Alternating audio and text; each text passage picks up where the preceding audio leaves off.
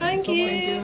तर माझ्या ना ब्लाइंड्स आलेले आहेत इथे. जो हा पॅटिओ डोअर आहे ना, तर इथं ब्लाइंड्स मागवलेले आहेत की आम्हाला ड्रिल वगैरे नव्हत्या करायच्या, म्हणून मग आम्ही हे चूज केलेलं आहे स्टिक फिट. आता लावताना मी दाखवेलच की कसं आहे ते. तर त्याच्या आधी आता हे क्लिनिंग करणं चाललेलं आहे. तर इथे स्टिक फिट होणार आहेत पूर्ण ब्लाइंड्स. हा पॅटिओ डोअर आहे. हे जे ना वाईप्स, ग्लास आणि विंडो साठीचे वाईप्स आहेत प्रॉपर. ते स्टिक ऑन होतील ना. तर हे वर्टिकल रॉड्स आणि हे ब्लाइंड्स जे की त्याच्यावर फिट होणार.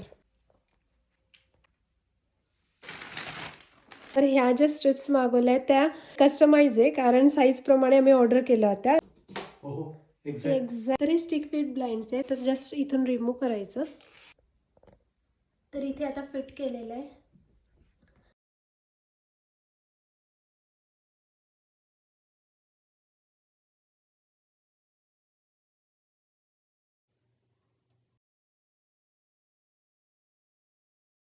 हे दिसतंय ना इथं, या होल मधून हे जे ब्रॅकेटचे डिंपल आहेत ना छोटे छोटे, हां त्यातनं बाहेर आले पाहिजेत. Okay right.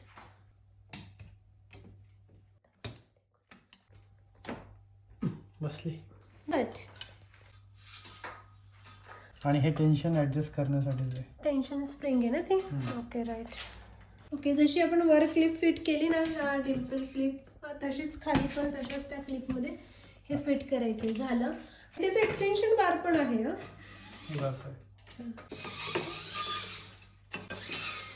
पूर्ण खालीपर्यंत ब्लाइंड्स अशा जाणार. आता हा बार जस्ट तिथे अटॅच करायचा आहे आणि याने ही मुवमेंट कंट्रोल होणार आहे.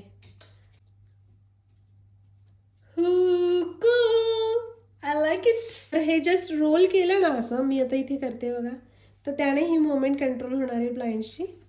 इथे जस्ट ती क्लिप आहे, ती क्लिप घ्यायची आणि वर करायची आणि खाली करायची, झालं. हे हाईटला कुठल्याही लेवलला ॲडजस्ट होणार आहेत ब्लाइंड्स. फायनल लुक दाखवते ब्लाइंड्सचा. तर ह्या अशा ब्लाइंड्स आहेत. आता फुल ओपन आहेत. आता टिल्ट केल्या आहेत, फुल ब्लॅकआउट सारखं झालं आणि हे झाले ब्लॅकआउट्स. आता एक वेगळा लुक आलेला आहे त्याला.